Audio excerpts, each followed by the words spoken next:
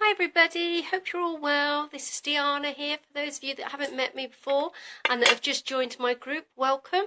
As you all see from previous posts, what I try to do is I try to do a live video at least once or twice a week, depending on time and what's going on related baby and toddler concerns.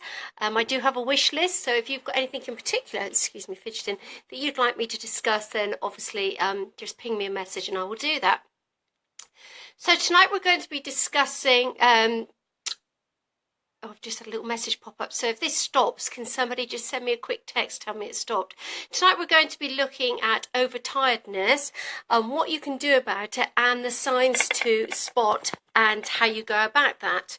Okay, so first of all, I want to say that if your baby is crying, then you've missed the window. All right, and you're also going to hear me talking a lot about melatonin, cortisol and oxytocin. I just want to explain them all to you first of all. Now, oxytocin is the feel-good factor, all right, so that makes you feel good, it makes you relax, and it's what we call our love hormone, okay. Cortisol is the stress hormone, which we don't like, and we don't like to get our children to that level because it's really hard to get them back on track. And then the next one is melatonin. What melatonin is that's the sleep hormone. So basically what we're looking for is melatonin release and oxytocin. So not that I'm a drinker, but I do know that gin and tonic, the same as bread and butter, go well together. So oxytocin and melatonin together are like perfect mix. Okay, so excuse me looking away at my notes because I've wrote extensive notes because I don't want to miss anything that I talked to you about. All right. The other thing I want to do is quickly say thank you. I was 51 last month and I got 51 birthday cards. So to all of you that sent me cards from your babies as well, I was well moved by that. So thank you very much. Okay, so what we're looking at now is our babies and how we're going to cope when they become overtired and what we need to do to stop them becoming overtired. Now, what you tend to find is a lot of babies will start crying and mums will say, oh, the baby's crying because they're tired. Now, that's not the case. The case there is you've actually missed that window. All right, so signs that your baby are overtired, all right, is they will yawn and they're going to moan and they're going to cry. All right, they'll become very, very clingy and they will look away. I'm just going to have to move this because my legs are killing me. They will come very, very clingy and they will start looking away and just not at all happy. What they will also do is they will start to appear hungry, but they're not hungry. All right, at that stage what they're looking for is the comfort to be able to calm down. You will also find that they are incredibly fussy. Now, when I say incredibly fussy, you could go over and start cooing and things like that, and they're just not responding to it. So remember, at this stage, we are not in a full-blown cry. All right, so remember that. These are all the signs that your baby is trying to tell you that they're becoming overtired. What you will find is once they've started fussing and they're appearing hungry and you're trying everything, all right, your baby will then do an enormous cry out. So it's almost like we call a meltdown. At that stage, your child will be now struggling, all right? You're going to try to settle your child, but nothing you do works. That's because at this stage, cortisol is being released, which is a stress hormone. So the stress hormone and melatonin fight against each other. So it's almost like a little battle because you've got the melatonin, which is the sleep hormone, trying to be released, but you've got the cortisol, which is the stress hormone, fighting that. And the reason that's happening is because your child has then become overtired. So your child doesn't actually know what to do at this stage. Now, when I say inconsolable crying, I mean you may just get loud spurts out and then all of a sudden you'll have a silent period, but then your child within seconds will start crying again. You're also going to find that as soon as you get your child off to sleep, and as soon as you put it down, you think, thank goodness for that, I've rocked, patted and everything, your child will then wake up within 20 minutes. And some people that I consult in will turn around and say, well, my baby's only slept for 20 minutes or half an hour, Diana. And I will always ask them the question, what was the behaviour like of your child prior to going down? Now, If, for example, your child was just crying and crying and crying, the chances are your child was overtired. So what it's actually doing is it's just having a quick cat nap, and that's it. All right, because the body is not preparing for a full sleep. The body's not been given the correct signals, which I will talk to you about in a moment, of preparing to go to sleep.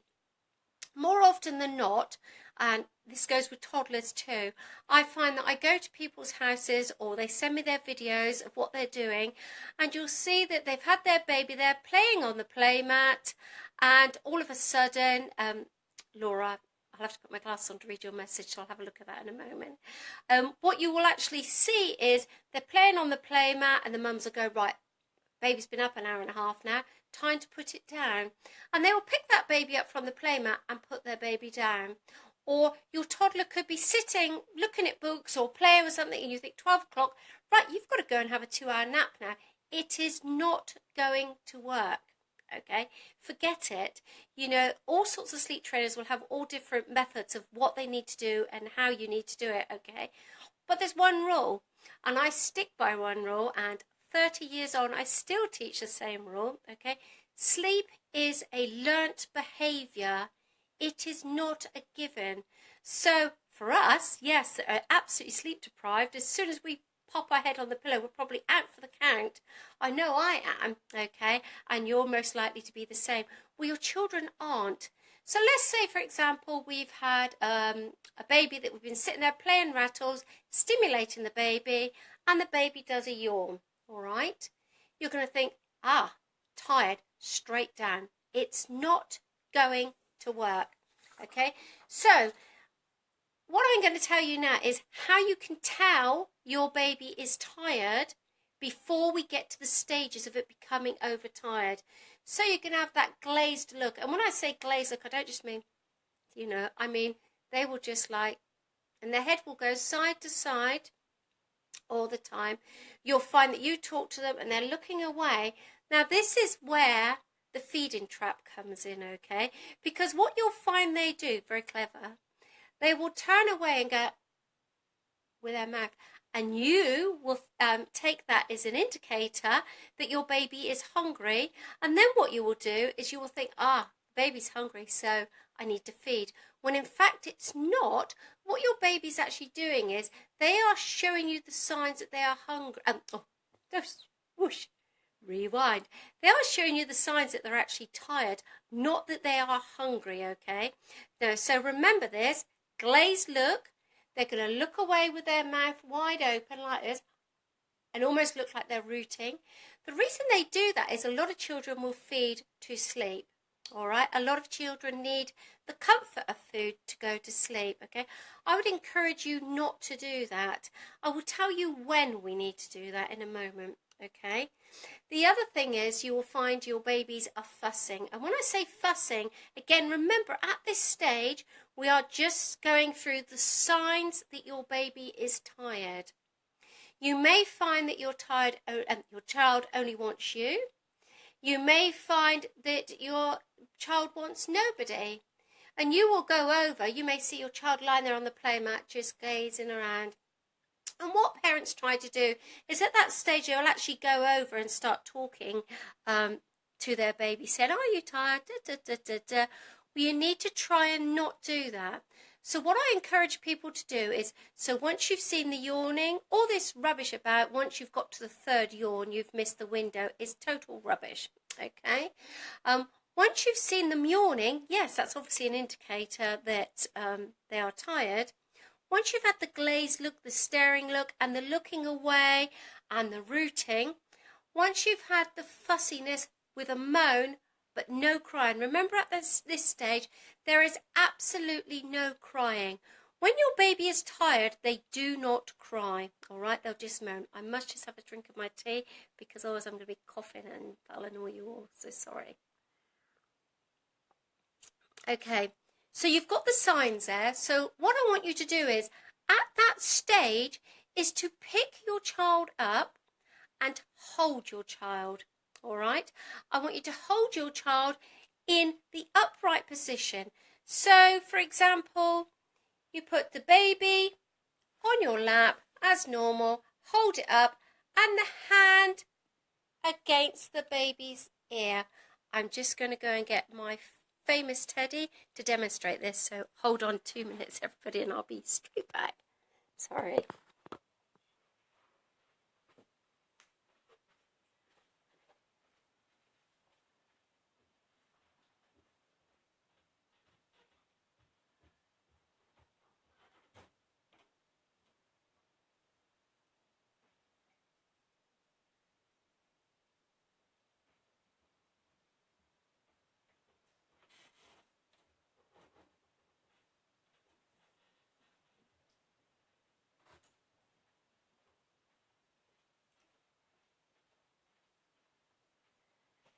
I'm back.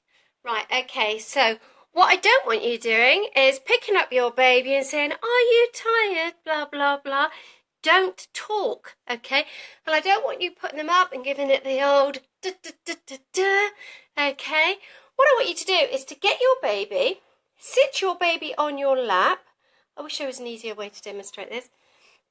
Sit your baby on your lap with your right hand. I want you to put this over the baby's ear, not fold it in, especially if your babies are less than 3 months old, because don't forget that's really, really thin, and we don't want your baby's ears staying in. Right, so sit your baby on your lap, put your hand over the ear, and bring it into your chest. Just like this. Okay? Right, sorry. Yes, so that's what I want you to do. I don't want you to say anything, do anything, or anything. If you are somebody that relies on white noise in the background, then what I'd like you to do is have the shush app. Don't like Ewan. If anybody's watching this and knows me, they'll put up why I don't like Ewan, but I will tell you why. 13 minutes and 2 seconds, he does this enormous grunt, which actually does tend to wake the children up more.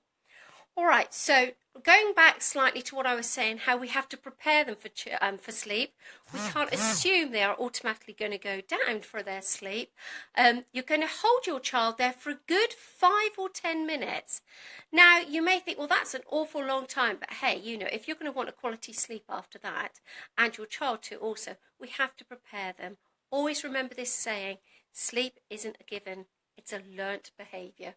Your baby has been born with a blank canvas, okay, and we need to fill it in. So if you go back to the history of your baby being in the womb, your baby's been rocked to sleep. Now, sleep behaviours begin at 16 weeks in utero, okay? So 16 weeks from when your baby's in the uterus growing, they will start to form their sleep. Now, of course, your baby's been rocked to sleep, okay, living in 37 degrees and being fed on demand. Now, that poor baby is then born with all these habits straight away, and you've got to try and resolve them. Not only that, you'll find that at night time when you're pregnant and you led down, your baby was at its most active. And why do you think that would be? Well, I'll tell you why that is because your baby wants you to get up and start walking around and rocking it back to sleep. So don't think for 1 minute that your little baby doesn't know what it's doing, because they do. Okay, so now we're going, so remember there was no crying during this stage, there was just moaning. That is excellent. Once you get to the crying stage, you've then got a battle on your hands, okay? What's happening there is your child is actually telling you that they are now overtired. They do not know what to do. They do not know how to settle or anything.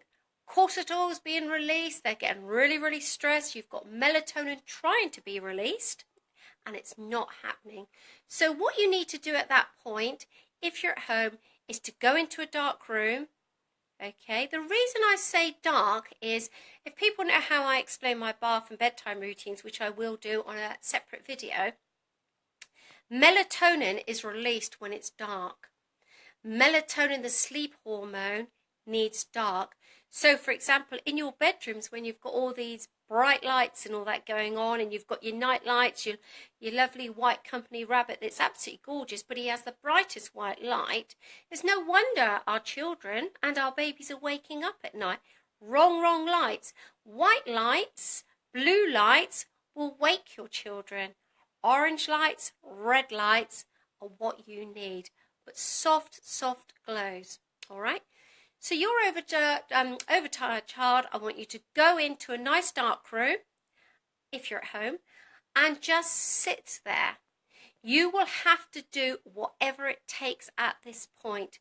Now, I'm not for rocking, I'm not for feeding to sleep, and the reason for that is I personally, and this is only my personal opinion, and please do not take this, anybody, in the wrong way whatsoever, I actually think it's quite a cruel method, because some people will do that for a good 2 years, then realise, well, I've had enough of doing this now.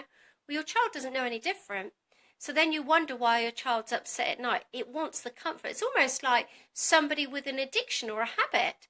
You know, I was a nail biter as a child. Well, I couldn't stop. So if somebody had tied my hands behind my back, for example, I would have gone hellish just to be able to get to my nails again. So, you know, try and think these things through. Once your child gets to the stage where they are overtired, this is the only time I would say you need to rock, you need to feed, you need to do whatever you can to bring that child stress level right the way down. Just a reminder for those of you that have just joined us, even though you can look back on this video, cortisol is a stress hormone that's released when children are overtired or when they're becoming stressed. Melatonin is the sleep hormone, okay, which we all need to be able to help and encourage our children to release. They do not know how to do this alone. You have to prepare them for it. Oxytocin is the feel-good, the love factor, the cuddling factor. So my message here really is, once these children are overtired, you've actually got to do whatever you can, all right? And you will learn from this, because what you will learn is not to allow your children to get to that stage where they're crying. Once your children are crying, you've missed it. And you've got to do whatever you can, all right, to get your children back to ground zero, all right? Nice, calm place. So this brings me back then to what I was saying about the 10 to 15 minutes beforehand, how you prepare your child and how I want you to sit and hold your children. There's one simple thing for that, and the reason I'm saying that is your body's going to be releasing oxytocin, which it will do every time your baby comes near you, and your baby also will. So you've got 2 lots of oxytocin going on there, and you've also got the release of melatonin. So that is a perfect ingredient for the sleep, all right? So cuddle away those children. If your children are overtired, then you've got to do whatever it takes. The other thing I briefly want to touch on is there is an awful lot of people that will read books and look at their peers and say, well, my child sleeps 3 hours in the day. What does your child do? Well, my child sleeps for an hour. Why is that? Why is that different? Well, I'll tell you why that's different. It's different because all your children are individual, okay? They are not just the same as your friends. They're not just the same as you. And it's just not going to happen. So what I would say is ditch the books and follow your own gut instinct and follow the cues of your child. You will be in such a better place. Now, my daughter is 35 years old, okay, and my son is 30. If I'd known now what I know, if I'd known then what I know now, I would not be with this habit of sleep deprivation that's followed through. My children did not sleep at all. I walked the streets from God knows when to God knows when, and they were awake from 9 o'clock until 7 in the morning, screaming on, off, catnap, on, off, catnap, all night. Now, I was led to believe back then that it was colic, when in fact it wasn't colic, because what I know now is it was actually overtiredness.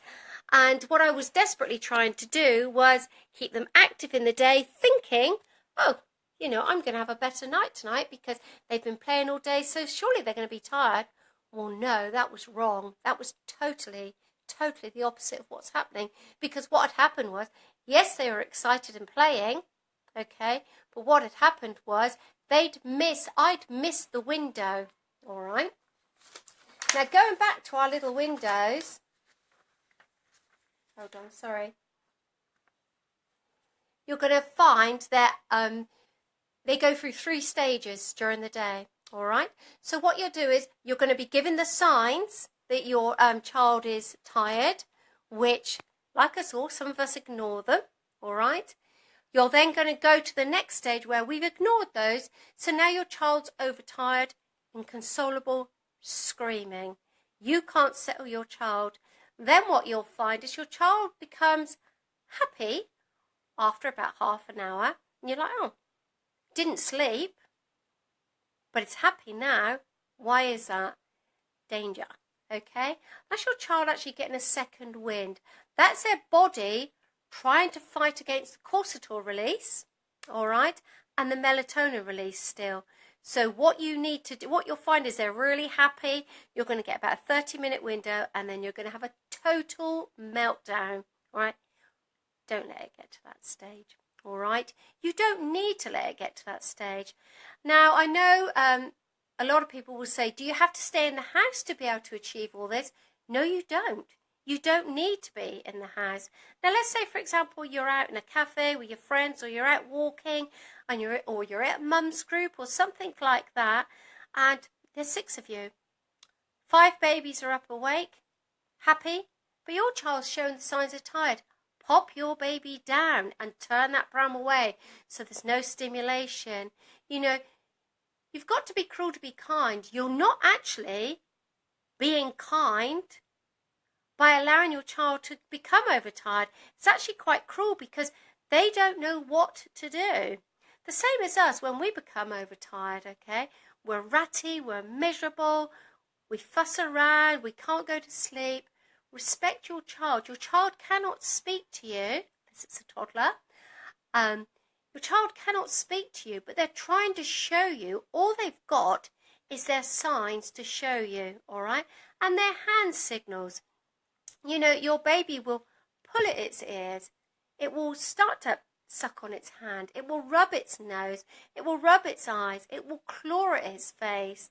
These are all the signs that you really do need to pick up. Now, I hope you found this really interesting. Please do keep your posts coming to me about what you would like me to discuss. And of course, live videos are always very beneficial to everybody. Thank you very much to everybody who is sharing my page. For those of you that have recently joined us, just a bit of background. I am a blogger and an expert columnist for Baby London, Baby Surrey, USA and UA. I blog about all sorts of subjects that can be found on my Facebook website, sorry. I'm also a sleep consultant, and I'm also a maternity nurse and night nanny.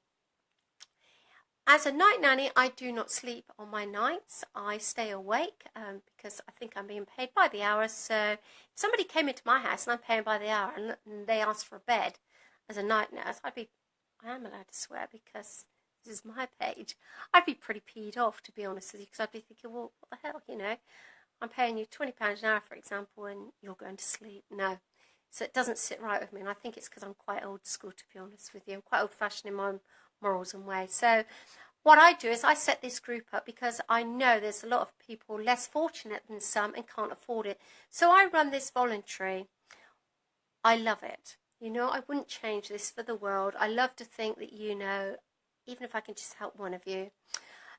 We do have, which brings me on to 2 dads. I have spoken to them today, and I have said that I will mention it tonight. I have got 2 dads that are going to be joining us, which have sadly, one lost his wife in childbirth, and the other is a single dad for reasons that I can't go into, which he will. However, they sent me a private message and said, even though it says mums and dads in the night support group, will they be frowned on if they come on? Well, no. But they are going to introduce themselves, and all I want to say is they're both very tender souls, and they both do need some female guidance. I've volunteered to go and stay with them both for a week just to get them on the right track.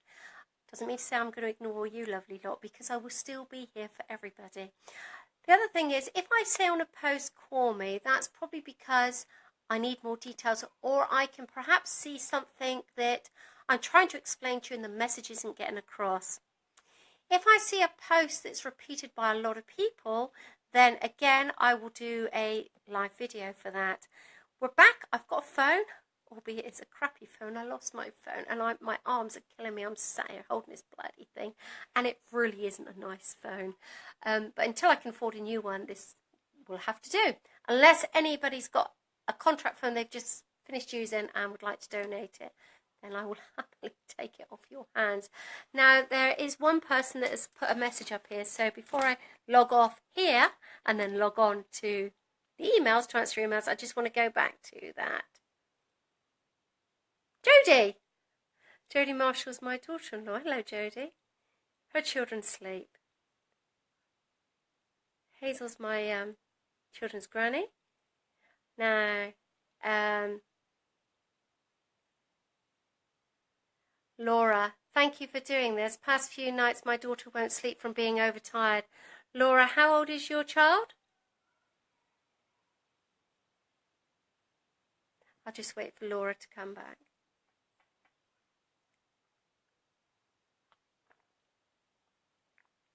Anybody else got a question while I'm here? Anybody else? Jodie, you're putting me off my trail. Okay, Laura, so do you feel that now that you've watched this video that you've got a little bit more of an insight into what has been going on and what you can possibly change?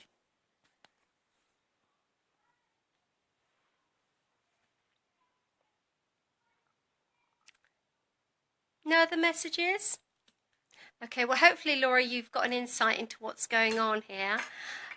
What I'm going to do now is I'm going to log off. If you could just send... Oh, hold on, Laura's come back. Hold on, Laura. She never naps longer than 30 minutes. I think I need to look for the signals and put her down earlier. You certainly do, Laura. Remember, Laura, and remember everyone, once you've got to the crying stage, you've missed the window. The crying is the last thing your child will do when they are tired. Okay, so now to make a nice cup of tea, and I will log on my emails and answer some more of your questions. Don't forget, going back to the questions, how the site actually works is once I get a notification, don't forget you need to put my name, my full name, in both the title and both, if I've responded to your message, can you then also put it in there as well? Otherwise I just don't get a notification and you get missed. If you haven't had a reply within 5 days, gosh, I really hope I get to you before then, can you then just put Diana Withy? I also need to mention a couple of people, Louise, Abby, Katie, Sarah, Mary, a few of you. Thank you so much. You're like little godsends where you go and tag my name where people have forgot. Please try not to forget, because otherwise you will be forgotten about. There's no easy way to put that. Anyway, love to all of you, and once again thank you so much for sharing our group and representing me and my agency. If anybody is looking for a maternity nurse or a night nanny or a sleep consultant to come to their house or to do a remote package, then please do contact Jodie on 07585 118 650, and speak to you later. Bye.